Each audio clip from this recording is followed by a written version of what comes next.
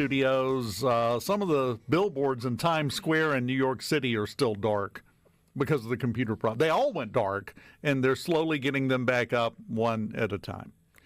We have now reached the point where billboards don't work properly when there's a problem.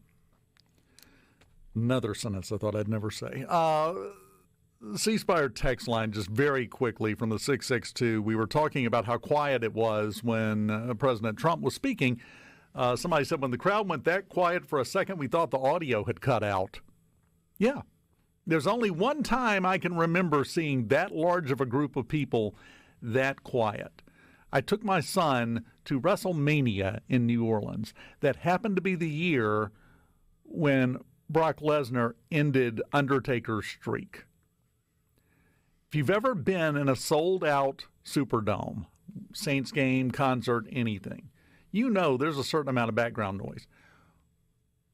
When the ref hit the third count and called for the bell, it was so quiet in that room, inside the Superdome, with 80-something thousand people there, you could hear the air conditioner running. And when Lesnar stood up, you heard the boards in the ring creak. We weren't sitting ringside. All the way up, you could hear it. That's the only other time I can think of where that size of a crowd was that silent. Just focused 100% on the moment. That's what Donald Trump managed to accomplish last night, and that's what Ben Milam accomplishes every day with SuperTalk Mississippi News. I don't know if you can say that yet, Dave, but glad to be here. Glad to see you. Oh, no, the pressure's on now. Now you got to live up to it. It sure is. That's all on you. You and I were talking before the break. This is one heck of a time for you to get into this. It sure is, man. Yeah, and I was telling you also, it's when JT brought me on, and me and JT and Caleb and Kelly were talking about expectations, and I felt like I sort of came in at a good time, time to get your feet wet and learn the ropes, in a time when it's typically not really packed with hard news. At least big news, one after the other. That we'll kind of get into the fall, and of course, federal elections coming up, and election season just in general in the upcoming fall. But man, this obviously starting last Saturday, and really last week was already a busy week. But man, since then we have just been blowing and going and have not stopped. And as we also mentioned before we came on air, it's probably not going to slow down anytime soon. No. My estimate, as I was telling you, February or March at the earliest is when the news cycle will slow down a bit once we get past inauguration, and the fallout immediately after the inauguration, right. I think will still keep things kind of pumped. Well, and you throw in, of course, we cover all of Mississippi, and so there's never really a shortage, even in a slower time like the summer typically is. You always have something happening in the state. You throw in, obviously the attempted assassination and the RNC this week in Milwaukee. You throw in SEC Media Days and the MLB Draft. There were a ton of Mississippians taken in the draft, as there typically are. And we have Sunbelt Media Days where we'll cover Southern Miss stuff next week.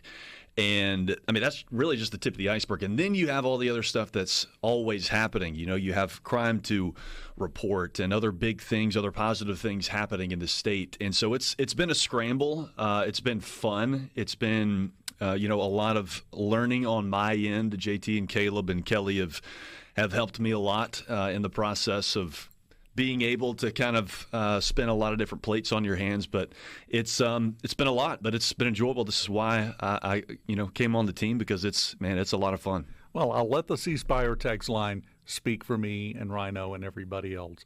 From the 662, Ben is the best on the air at SuperTalk. Wow. It's right there. I'll let you read it during the break. Thank you very much. I appreciate that.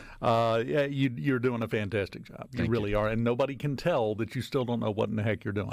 Well, that's what I'm trying to hide. So it seems like I'm doing okay at that. I appreciate that very much. Doing a great job. Now, we've got all the stuff with President Biden. Definitely, maybe or maybe not the presidential nominee for the Democratic Party. We've got the RNC, but I've got a question that I want to ask you, because I know you've been following this. How do we go in just a few weeks period from looking into the TV camera and saying, yes, I did it, and I want the death penalty by lethal injection. How do we get from there in just a couple of weeks' time to how do you plead? Not guilty? How do we make that trip? Right. Of course, you're referencing Daniel Callahan, and that was probably the biggest story up to this point that we had covered, and I had covered personally. The man in Tangipahoa Parish in Louisiana who is accused of murdering his ex-wife and abducting her 2 children, 4 and 6-year-old daughters. The 4-year-old was unfortunately found dead in Jackson when he was apprehended in Jackson. The 6-year-old was alive. But, yeah, exactly. As you're referring to, he, in front of news cameras, in front of the media, admitted in as many words, basically, that he did it and said lethal injection would be the easiest thing for me.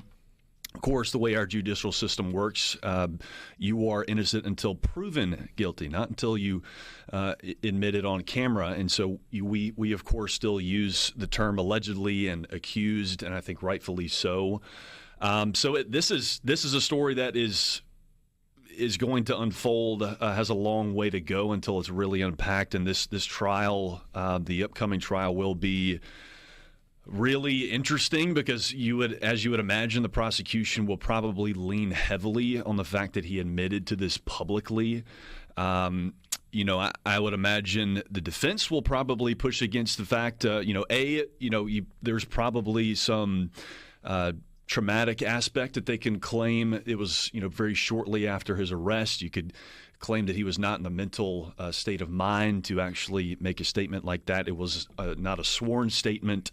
And so that's going to be the push and pull, the crux of this case. Of course, there is, what law enforcement and the prosecution is already sort of claiming. There's a lot of evidence that we have covered and written about, and we've covered this extensively on SuperTalk.fm, myself and JT and Caleb and Kelly, both online and on air, so you can go read about it. But there's a lot more to come about this, and what felt like a story that was going to be cut and dry after he came out and said that, okay, well, he's going to plead guilty and maybe a plea deal, something like that, and he'll be convicted, and that'll be it. But there's going to be a lot more to this. Yeah, I think you're right. And then you add in the extra complication, and you wouldn't think it would be a complication, but it is in a legal case like this, of the second arrest that was made in that case of the woman. Now we've got a whole separate chain of evidence, a whole separate set of testimony that's going to be tied into that.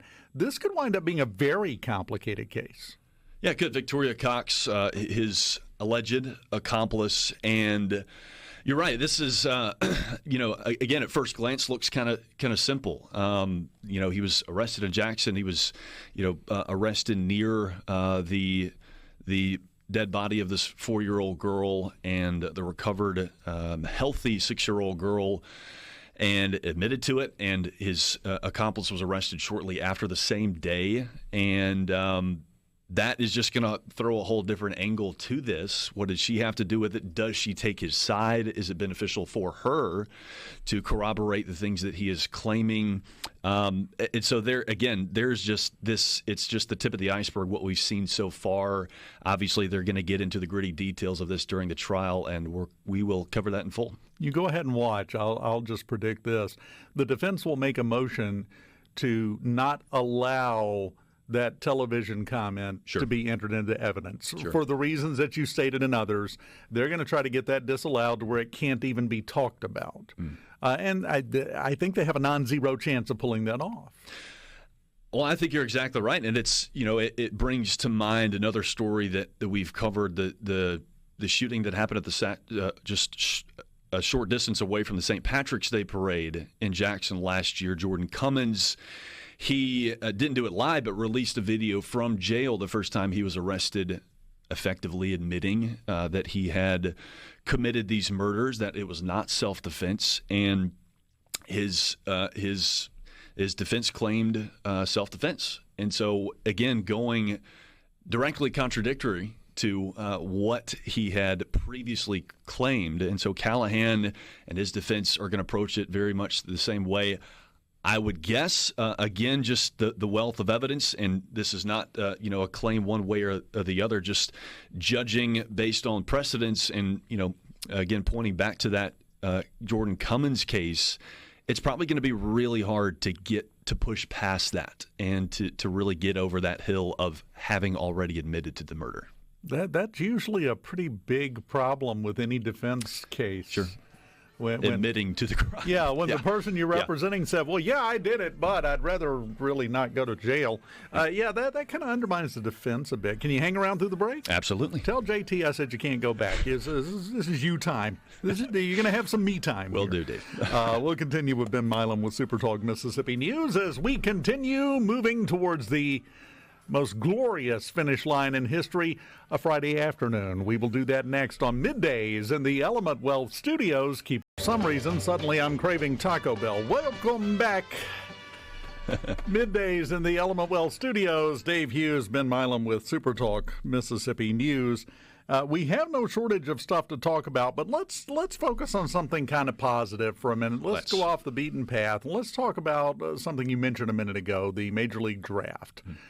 Because, as usual, once again, America got to see there are two types of states in America when it comes to athletic excellence. Mississippi and all those other ones that are in second to last place, because we're just good. Yeah, really, really good. And particularly on the baseball side of things, 21 players, Mississippi-connected players, obviously not all natives, but it was a total of 19 that were selected. I guess it would be 20 selected that played at Mississippi programs. And, of course, the much talked about, and rightfully so, Connor Griffin was taken in the top 10 of picks. He was taken number 9 overall to the Pittsburgh Pirates. Connor Griffin of Jackson Prep, and one of the premier, if not the premier, high school prospect in the entire country, one of the highest rated and most heralded prospects to come out of Mississippi in a long, long time. He was taken number 9, Durangelo Senja of Mississippi State, taken number 15, and then had a couple of high school guys that were committed to Mississippi programs taken in the late first round. But the big thing that really stood out to us as me and JT Mitchell were covering this it was a lot of Mississippi State Bulldogs. Yeah, a lot. I noticed that. A lot. 11 total, which is the most of any college program in the entire country. Ole Miss was number 6 in that list. Let me double check to make sure that's correct. Tied for number 7, to be exact. LSU was second at 9 players, but 2 of the Mississippi programs, top 10 in most picks taken. Mississippi State, the top program in terms of MLB draft picks. That's something to hang your hat on when you are recruiting guys, when you're trying to draw fans to the ballpark. You could say, if you want to play professional baseball, you come put on the maroon and white, you can have a good chance of doing that. But don't take my word for it. Here's the draft list that we just got. Exactly. That's a sales tool. Yeah. Big time. You just gotta bring them to SuperTalk.fm and show them all the coverage that we did, and show them that, 11 guys have, and that's not including the guys that were committed to them out of high school. Right, so even more affiliated with Mississippi State and Ole Miss and Southern Miss, all had high school guys that were committed to them out of high school or junior college get drafted. And, of course, we're still going through the process of learning who is going to sign the dotted line and move on to play professional baseball or go play college ball in 2025, excuse me. Now, what is I heard a number, but to be quite frank, don't remember it. What was the signing bonus that Connor would now qualify for as a top 10 pick? Because when you're in the top 10, now you're getting up into the money. Now you're getting a check with commas in it. Do you remember what I'm wanting to say? It was $6 million, It was almost $6.5 million. So I think just over $6.2 million. And of course that could vary. That doesn't mean he's going to get exactly 6,216,000, whatever it was. It can vary, and obviously coming out of high school, you've got a lot of leverage. You can say, okay, if you don't give me enough, I'll go play college ball for LSU. He's committed to Jay Johnson and the LSU Tigers. Nobody's perfect. That's right. That's exactly right. There is grace for that. And same thing with Durangelo Senja. Got another year to play college ball. That's the case of most of these guys taken in the first 10 rounds. And there's an interesting statistic that we actually used on air. 1,490 guys that were taken in the first 10 rounds since 2019 1,490 out of 1,499. So that's all of the players that were taken since 2019. This was ahead of this year's draft. Only 9 of them have returned to college baseball after getting drafted in the first 10 rounds. So it's exceedingly rare that you would, but it does happen. So we're still waiting on some of those names to see if they do sign. I will say, and here to me is the value proposition, just using Connor because he was the highest one. Sure. Using him as an example. Here's, to me, the judgment call you have to make. On the one hand, they're going to write you a check for $6.2 million. Right. At 18. At 18. He is going to have one heck of a game room set up, isn't he? So $6.2 million. Yeah. But on the other hand, you're going to have to play for the Pirates. So, you got to balance these things. Yeah, well, you've got Paul Skeens now. And so, things may be looking up, turning the corner a little bit for the Pirates. And so we'll see. Same thing happened. The Baltimore Orioles were, very bottom of the barrel 3-4 years ago. And look at them now. They're leading the AL East. Very true. Very true. And Skeens is doing a great job. That's right.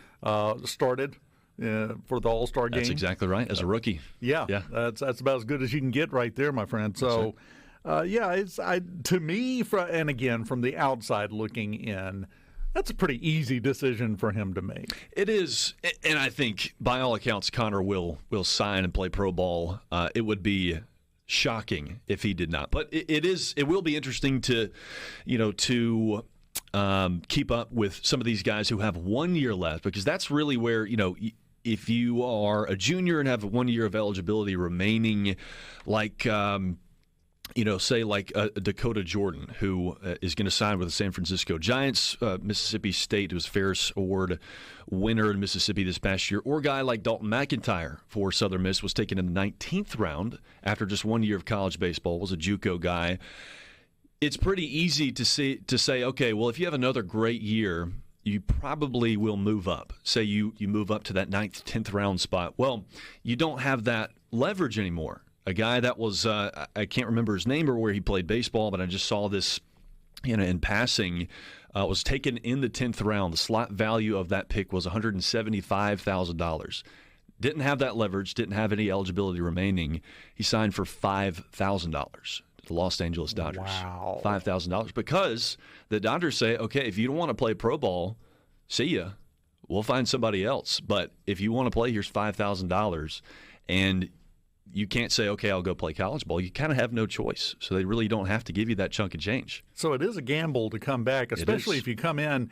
Again, to me, the break point would be if there's 2 commas in the amount on the check. Yeah, okay, I'm in. Let's go. That's my rule too. Yeah, if somebody hands me that, I'm going to probably take it. If they're going to make you an instant millionaire, I'm not sure what you're waiting on at that point. I agree. That's just me. A couple of people on the C Spire text line pointing out Braden Montgomery. That's right. From Texas A&M, played at Madison Central. That's right. He was drafted 12th. I think he was the second highest. Because that's, second highest, we got to make sure we get them in too. Absolutely. Yeah, Braden had an excellent year at Texas A&M in his first and only year as an Aggie. He obviously started at Stanford. And people that were keeping up with college baseball, or just Braden in general, know he was hurt at the end of the year in the postseason. And I would imagine probably slid maybe 3 or 4 spots. I think he was expected to be a top 10 pick early in the season, expected maybe or projected maybe as a top 5 pick, and slid a little bit because of that. But Braden also is going to make a pretty penny signing the dotted line, and he's going to be a really good baseball player for a really long time. Kevin in Monticello says for $6 million, I would play for the Alaskan Snowballs. Yeah, I think you're right. I would too. I played tiddlywinks. You give me that kind of money. Lawn darts. I don't care. I'll be on the official Antarctic lawn dart team for $6 million. Absolutely. Sign me up. I hope that's a short season. That's all I'm going to say. Anything else before we go? We're about out of time, actually. Yeah, I would just point people towards our coverage on SuperTalk.fm, and you'll hear us on the air, too, on SuperTalk across the state. But we've been doing a lot. We mentioned it when we came on the air. There are a ton of stories.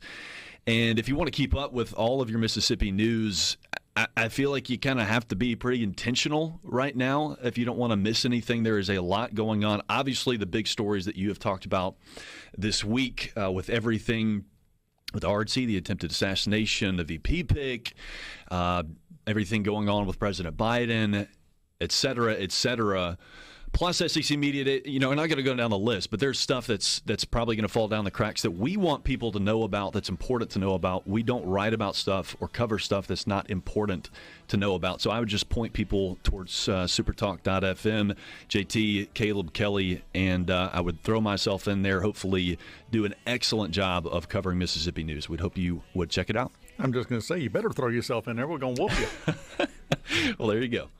Ben, enjoyed it, my friend. Always, Dave. Appreciate you, man. Keep up the fantastic work. Will do. Thank you. Please do. We continue on a Friday morning. I can smell weekend. It's in the air. Either that or we need to change the air conditioner filters. Well, we'll check that, and then we'll continue here on Middays next.